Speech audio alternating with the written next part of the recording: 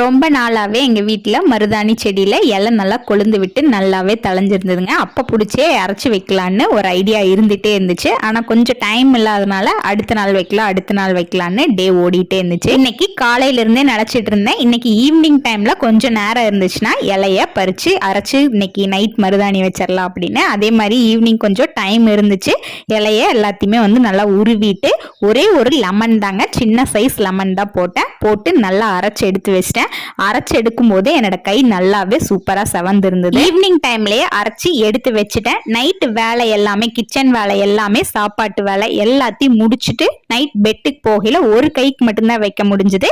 இன்னைக்கு ஒரு கைக்கு வச்சுட்டு நாளைக்கு காலையில டைம் இல்லாட்டி நைட்ல இன்னொரு கைக்கு வச்சா ரெண்டு கையுமே நல்லாவே செவந்துரும். மருதாணி வச்சுட்டு அடுத்த நாள் நம்மளோட கையில அந்த வாசம் வருங்க, அதுக்கு ரொம்ப அடிக்ட். நானு ஒரு கை மட்டும் வச்சிருக்கேன், நல்லா செவந்து சூப்பரா வந்துருச்சு.